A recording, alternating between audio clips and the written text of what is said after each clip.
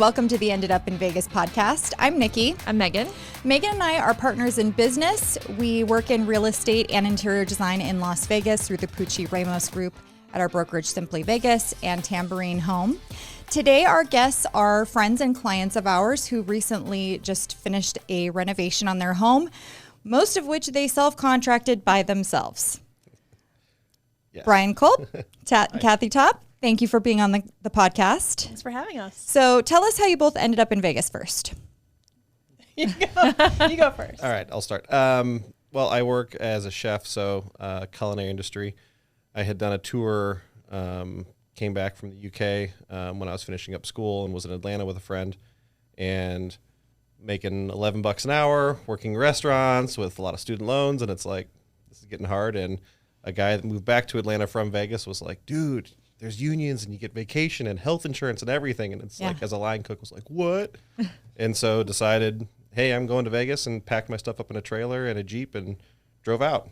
Wow. And showed up and got a room that I found on Craigslist in a house and found a job after a couple days, and been almost 17 years now. Wow. That's crazy. And Kathy, what about you? The honest story is I followed my boyfriend out. And my boyfriend at the time. The wrong boyfriend. Yeah, that's what we call that now. He had gotten a job at the Review Journal as a columnist, and I was working at a TV station in Illinois. And when he went out, like when you're in TV, you have to move to bigger cities to make more money. And so I was like, oh, I think I can move to Vegas. So we both came out to Vegas. And then I got a job at Fox 5 here, and then eventually Channel 3. He ended up moving back to the Midwest to teach at a university, journalism, and I stayed here. Wow. So that's how I ended up here. And you and I knew each other from working at Channel 3. You were a producer on the education beat. And then when you left news, you formed a company. Tell us a little bit about that. I first went to work for a nonprofit, Goodwill. And then I worked for a friend who had a PR company. And then Mitch Trustwell, who you worked with at News 3, I think you actually produced his show. We have been doing Red 7 Communications for now. It's 11 years actually this month. Wow. Yeah, that's great. Yeah. And Brian, you work at, tell us the restaurant you're at now. I am the executive chef at Picasso in the Bellagio. Yes, it's a lovely restaurant. Been there 13 years now, so wow, it's been a great home for me. Yeah, Brian just recently, when they celebrated their renovation, they had some friends over, and I was privileged to be a guest there, and he got me into caviar. Yeah. There was a lot of caviar. Yes. And barbecue. I am a very big fan now. Yes, thank you. Good stuff. Picasso is one of the kind of renowned luxury restaurants, right? I mean, that's probably not the right word, but it's well known for being hard to get into. It's I'd say it's timeless. I mean, Chef Julian Serrano, who's been the day one executive chef there, opened it, was courted by Steve Wynn, is still very much there almost every day. Wow. Overseeing things, making sure I'm doing my job and we're doing it to execute his vision, and guests keep coming back year after year after year. So. What type of cuisine? It's French with Spanish influence. Oh, okay. So, but we've also kind of catered to the Vegas palate, which we always have to have a steak on the menu because people come to Vegas, they want their steak and potatoes. So, but we do fresh ingredients. We find the best things we can get. We prepare it simply and elegantly, and it's recognizable what you get on the plate. So it's kind of what we do. Very nice. Very nice. Yeah. How did you guys meet? That's actually a good story. How we ended up together. How did you end up together? Yeah. So we both have older sisters who live in the Philadelphia area who play tennis. And one day over, I think they had a couple cocktails, and they're like, I have a sister who lives in Vegas. Oh my gosh, I have a brother that lives in Vegas. They're both single. They should totally meet. And so we both got instructed by our sisters we should meet each other, and obviously you do like your social media stalking of the other person to check them out a little bit. And then I remember I called Kathy, and I was like, hey, kind of reaching out, let's do this so we can both meet, and then we can go on with our lives. Off our back. Yeah. And I was actually renovating my house at the time, doing some work, and I was literally on the phone like, okay, so yeah, I want to meet you, this would be great, but it's going to be a couple weeks because I'm busy. And just kind of like putting it out there like, this is no pressure. I'm not pushing for anything. And then we met, and then she just fell head over heels. Yeah. Well, we met, and then the funny thing is that our sisters were saying, like, well, their tennis friends would all be like, well, wouldn't it be funny if Kathy and Brian got married? And that's exactly what happened. Then we did. And then we got married. So that's how we met, through our sisters in Philadelphia. That sounds like a movie plot line. Like, Yeah. honestly, like that's the kind of thing you see in a movie that, like, doesn't actually happen. The crazier thing is, even I think it was like 8 years earlier, Kathy's younger sister Susie lived 3 doors down from my sister earlier. So like our families had crossed before, but just kind of really didn't know it at the time. And if you want to get really crazy, when he was living in a condo development, and my best friend, actually, or Christine, was living in that same development, and I used to park legit outside Right in front of his condo every time I went to visit her. Oh my And gosh. so, like, there's all these, we should have met before, but Right. it took, our sisters meddling. I like to think that that's an exclusive to Las Vegas situation because we tend to think that it's, we're less than 3 degrees of separation between all people. But I feel like Las Vegas is specifically one of those Bermuda Triangles where it's like it comes together as it should. Yes. I had a friend that when I was in school at Ohio University before I went to culinary school, like I was in an interpersonal communication class with. And then when I was living out here, when I was renting a room, he showed up on the door one day looking for a room to rent in the house we were living in. I was like, randomly show up on that door, had not talked to him since I left. Like, what? Only in Vegas. Vegas is very much like that. I have a lot of stories like that. I went to CCSN before it was CSN, and I was sitting in a class, and I don't remember how it came up, but I started talking to a guy behind me. And he's like, oh, I'm from the Antelope Valley in California. And he's like, you're from there? And he's like, oh, I'm from Quartz Hill. And I was like, oh, yeah, what school did you go to? And I was like, oh, my best friend went there. And he's like, who's your best friend? And I'm like, Missy Graves. And he's like, Missy used to babysit me when I was a kid. And I'm like, what the heck? Like, so many stories like that. Like, just, it's so crazy. Yeah. So they ended up married in Vegas. Yes. Married in Vegas. And we had a very Vegas wedding. Did too. you? Yeah. Right before the pandemic, we got married at the Neon Museum. Oh my we took gosh. a double-decker bus drive down the strip, and our reception was at Ferraro's, which is a Vegas institution, basically. It was awesome. It was awesome. Yeah. That's incredible. The photos are beautiful. Yeah, I like gotta see. everything was, spectacular. I love it. I love a love story. Yes. So tell us, let me think here. Okay, so before we get into your renovation, tell us a little bit about where you live, the neighborhood that it is, because it's very unique in Las Vegas, and why you didn't want to move, why you decided to renovate instead. Well, when we got married, as he mentioned, he had a house and then I had a house. And so I think this was 2019 we got married. I think our thought was, we'll move into one house and then we'll buy a house together. Then, of course, we know what happened, which was the pandemic. And he was in culinary and I own a small business.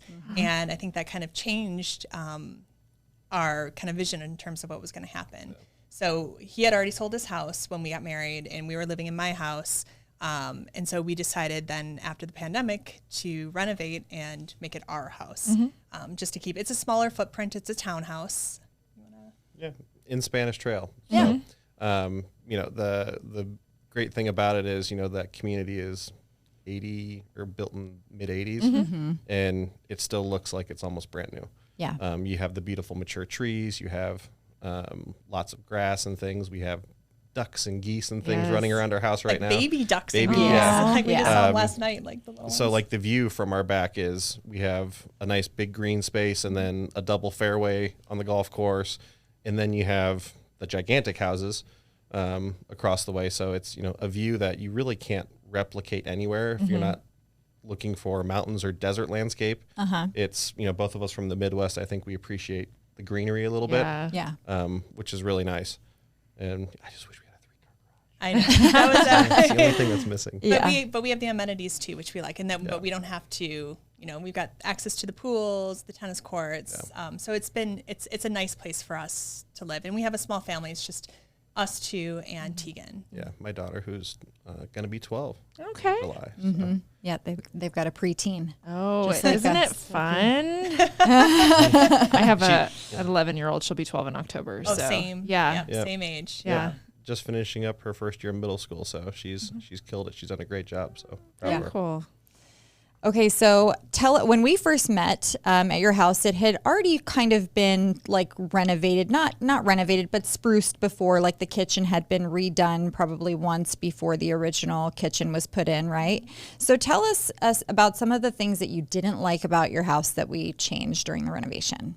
Yeah, so the people who owned our house prior to us had done a lot of renovations to it. Like they did, I'd say, like all the hard things when you're looking at a townhouse in Spanish Trail. They moved the washer and dryer from the garage inside. They opened up the kitchen. The finishes were fine. They were very neutral, but they weren't necessarily our taste. So, we had done some things. We'd painted, we got new furniture, we put like new knobs on the cabinets. But the one thing that kind of spurred the whole renovation for us was the carpet in the living room. And so the carpet in the living room was just getting trashed. And then it also had the cutouts between the carpet and the tile, which really kind of limited how we could place furniture in that big open area. So once we knew that the carpet had to go, we knew that all the flooring had to go. And because it's a townhouse, like we had to do the flooring in the whole, first floor, which meant the kitchen cabinets didn't go anymore. And so it kind of snowballed into a huge renovation project.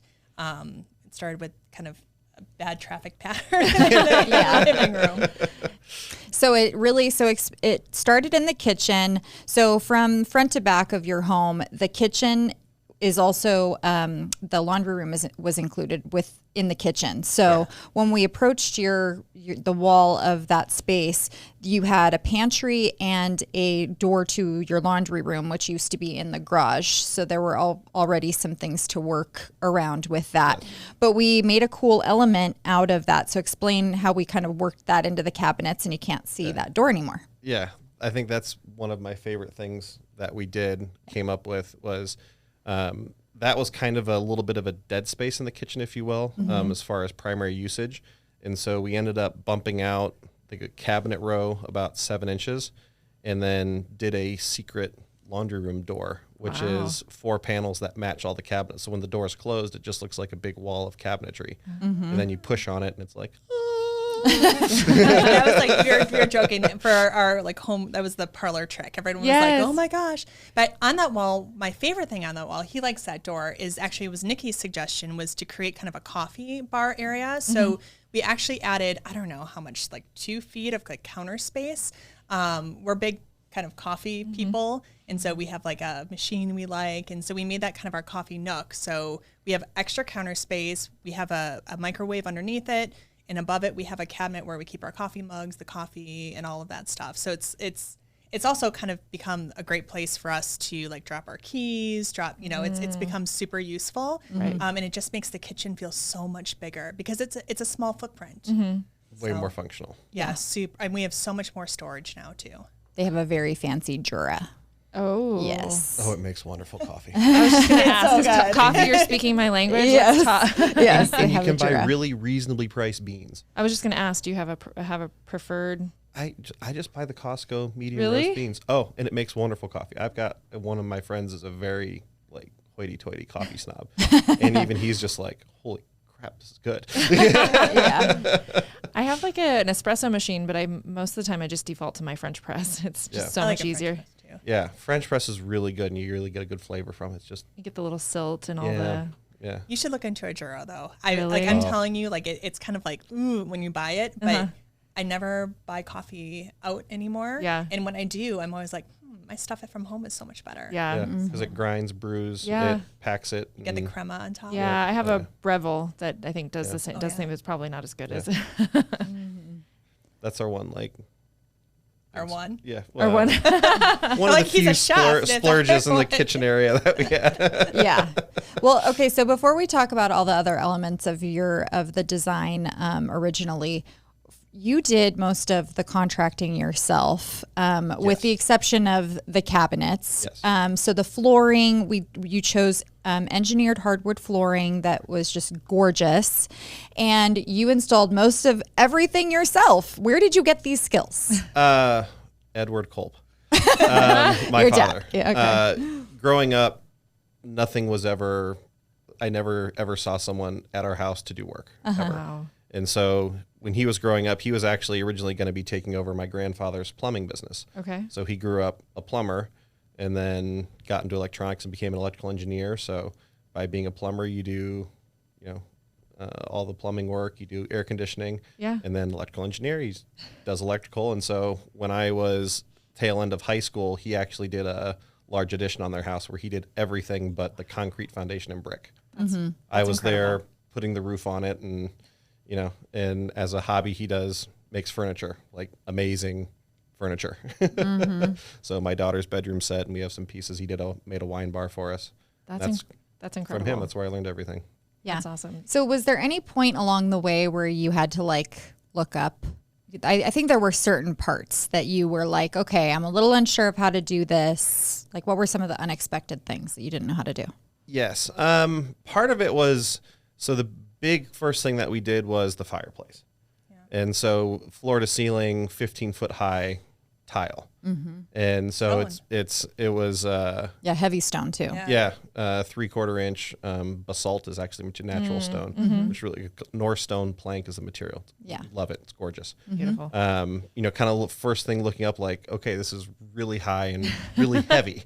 Making sure I'm reinforcing the walls properly, and you kind of take some YouTube videos with a grain of salt, but some of them really provide some step-by-step details on where if you have a good working knowledge on some basic things, it's just kind of like a little, okay, reinforcing what I think I need to do is the right way to do it when you see multiple others doing the exact same thing. So that was kind of a big thing with that.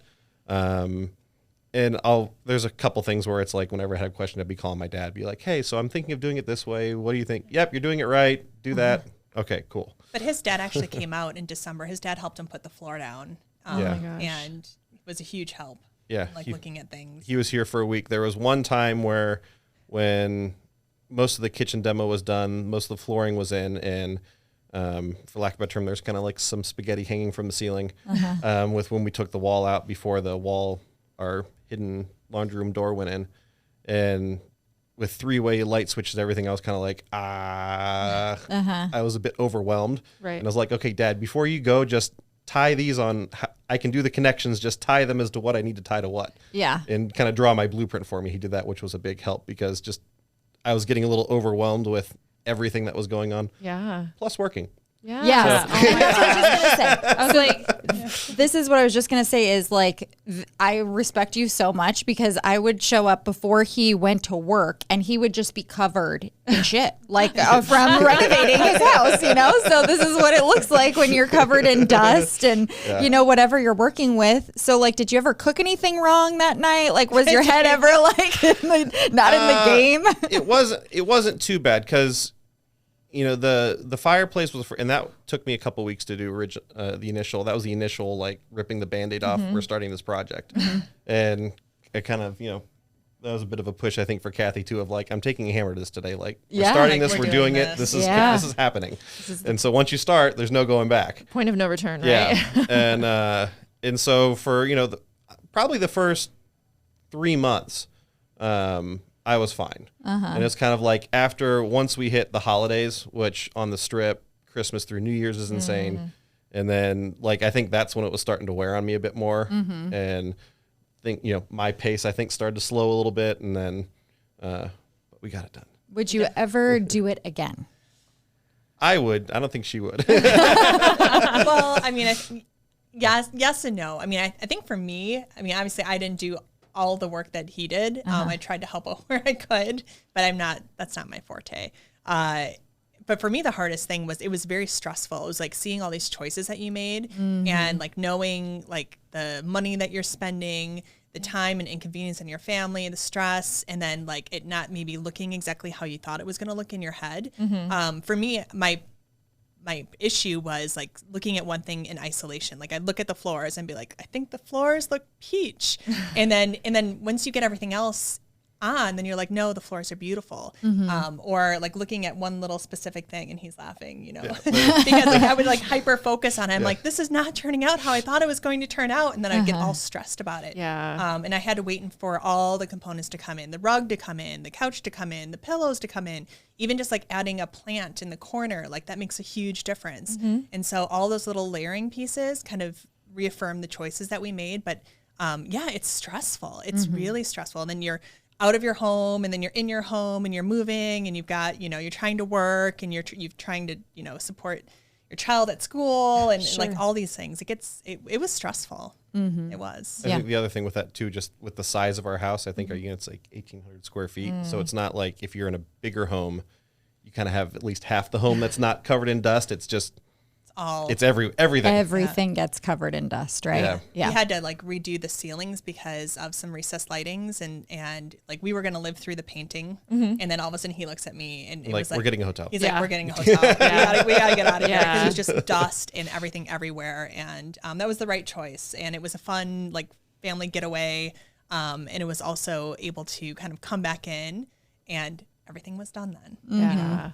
Well, and you guys were out of the house for a little while. You stayed at another home, for a little. How long was it? Only 3 weeks. Okay. And that was right before when we were getting ready to take the tile out in the kitchen. So when that came out, and the plan was initially our kitchen cabinet install was only going to take like a week. And they finally finished last week. 2 weeks ago. Yeah. So 5 months later. That's brutal. But yeah, so I mean, we're living out a hot plate for a little while, and then it's like, okay, I got the microwave working, so now we got this working. And so, because I didn't want to, one of my friends was generous enough to let us, he has 2 homes, and so we stayed there, but you didn't want to wear out that welcome. And so, yeah. You also wanted to be home for Christmas. Like we wanted to have, for Deegan, we wanted to have Christmas at our house, so. Living in a renovation, like without a kitchen, you do become resourceful. Yeah. But it is hard. You don't realize how much you just crave that stability or that normalcy of being able to like cook and do dishes and stuff. It's such a simple thing, but when it's out of whack, it's like, Totally. Make a cup of coffee. Yes. Yeah. Well, and I think for everyone, I think you probably experience this on a small level, but for most people who have construction crews in their house every day for every skilled trade that is needed there, it gets really annoying to have other people in your home like day after day. Yeah. So, and I think you experienced that a little bit as far as the cabinetry went. Yes. Yeah. There was a bit of frustrations there. Yeah. But it's funny, was it last night or 2 nights ago? You're like, our floor is staying cleaner a lot longer We don't have all this traffic going in and outside and tracking the exactly. dust and debris and everything in. So Yeah. So it's worth it. It is worth it now, but I think in your head, you're like, oh, it's going to be so much fun, and I get to pick out this and this and this. And it was fun. Yeah. And there are like moments where you look at it, like his parents were just here, and his dad kept sitting on the couch, and he'd just look at the couch and be like, this is just beautiful. It's just gorgeous. I mean, he literally, he said that about 500 times. And so it is worth it, but like the process of it was longer and harder than I thought it was going to be. Yeah. I think sometimes it's interesting to see who survives this process as a couple. You were reading my mind. So tell us what advice you'd give to other couples about to enter a renovation. Whatever you think you're going to spend, multiply it by at least another half. Okay. So if your budget's 100, you're going to spend 150. Yeah. If it, minimum. And that was I think it was a bit of a shock to me, just kind of obviously coming out of the pandemic, a lot of materials and things were certainly inflated. And some of the pricing on some things, I was kind of like, seriously? And that was with me doing the labor. And then some things I was pleasantly surprised on, like one of the cafe appliances we did, I thought were a steal for the price for what we got out of them. And then you see the price on, the cabinetry and just like, whoa. Yeah. But I think even just if you're talking about relationally, like how, I think we've always just kind of, I don't know. I feel that's smile and nod, boys. Just smile and nod. I love that. But I think we just, I don't know, we tend to work pretty well together. And Yeah. I mean, I would say there's probably a couple times where we got on each other's nerves a little bit, but honestly, there were no like fights about the renovation. There was nothing. That, I mean, that in and of itself, I was going to say, like, congratulations, you guys survived a pandemic and a renovation Yeah. all at the same time. Like, we got married, and then I lost my job, and the strip shut down, and we survived. Yeah. yeah. And got a beautiful But new you home didn't in the process. fight? Like, that's incredible. Yeah. Like, I mean, there were certainly days we were annoyed with each other. Sure. I think, Kathy was having a hard time coming around on the flooring for a little while. So when you're hunched over and installing 7-foot hardwood planks and Yeah. you get like the whole living room done, you're like, come look. And she walks to the door and is just, what? I know that was part of my hard time. But no, we did survive it, and I don't think it was looking back, it's hard to kind of remember some of those tough times. Yeah. But we never. It wasn't too bad. I think the only thing she was ever worried about was when I started doing the shower. And so there was a decision that was made. Some flooring was picked out, and so I had tiled the floor and started doing the walls. And halfway up the walls, it was decided that we're going to go a different direction. Well, that's when I learned it was going a different direction.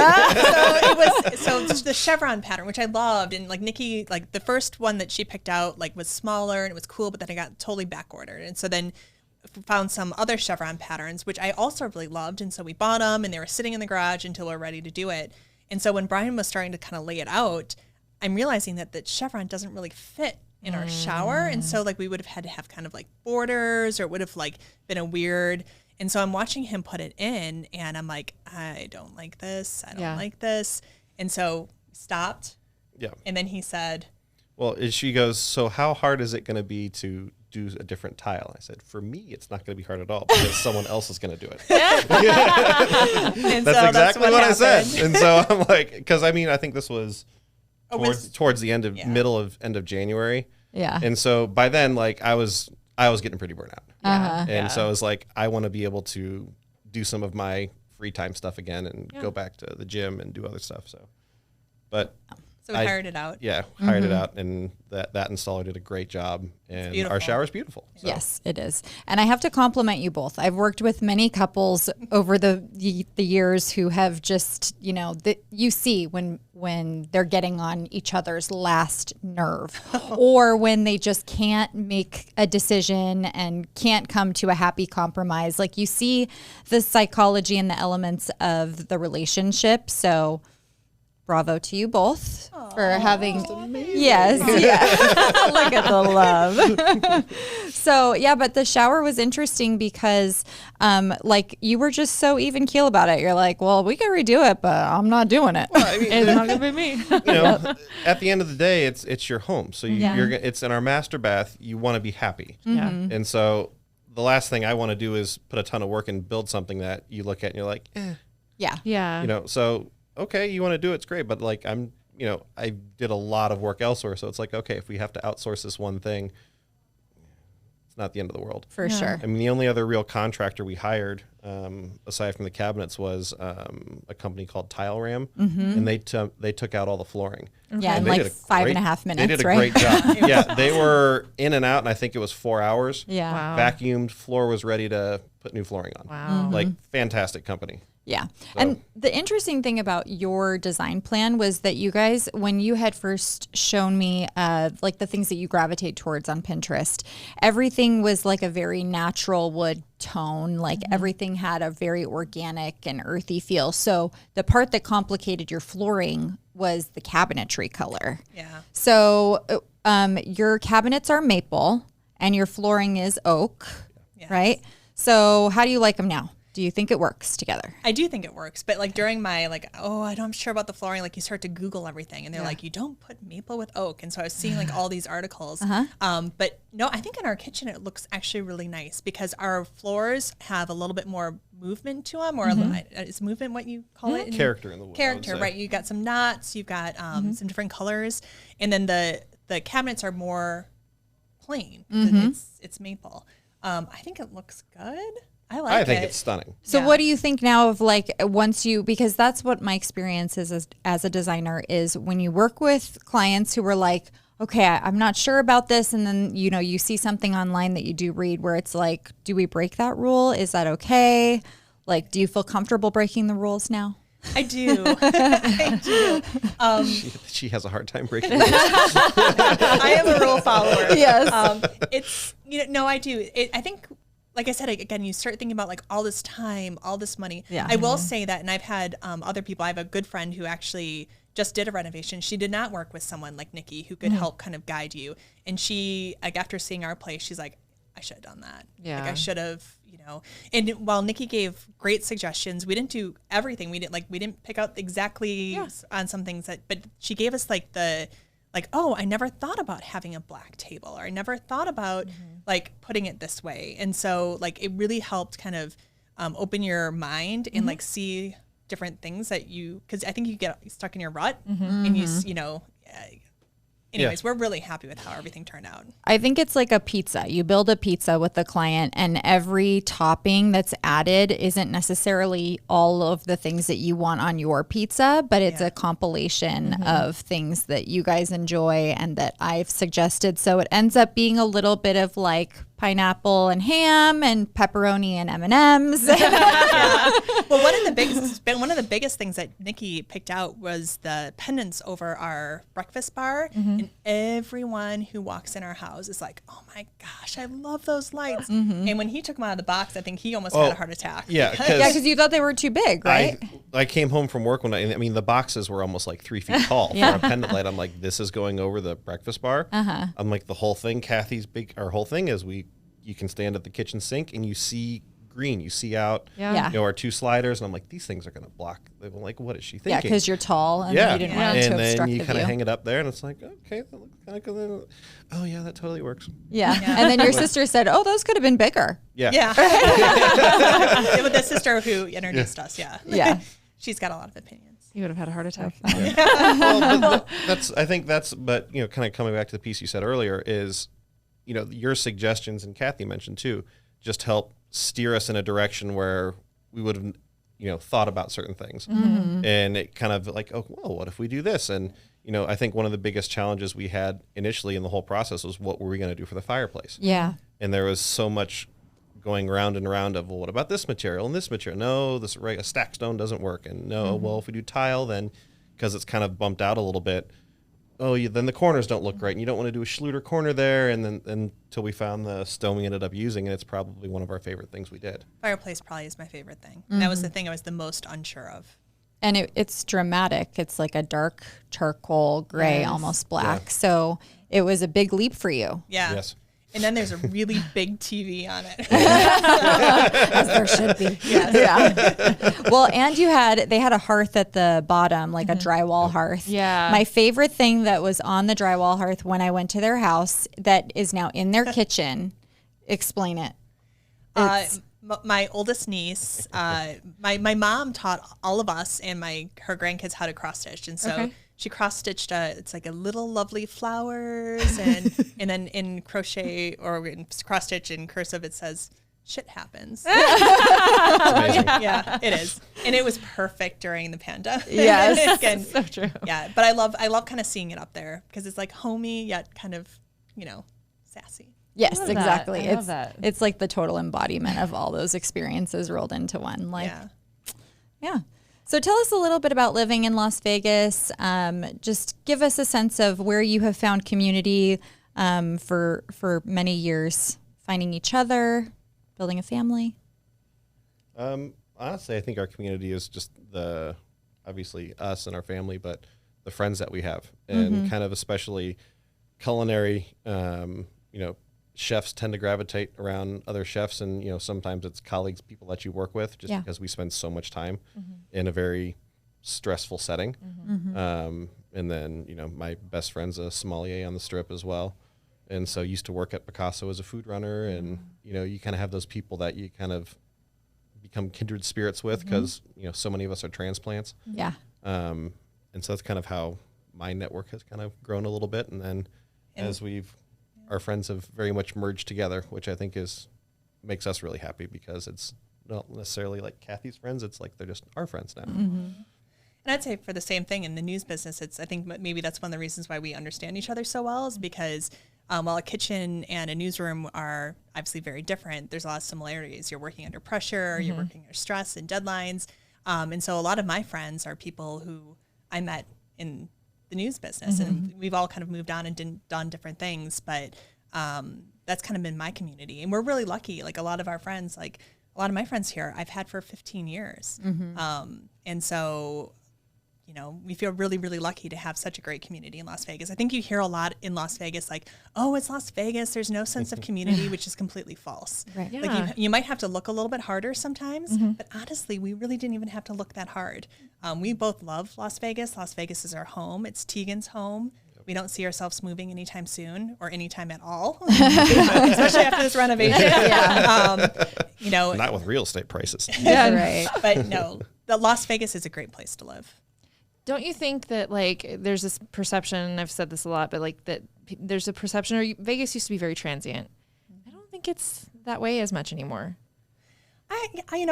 We're lucky that a lot of the people that we associate with and that we hang out with like have been here a long time.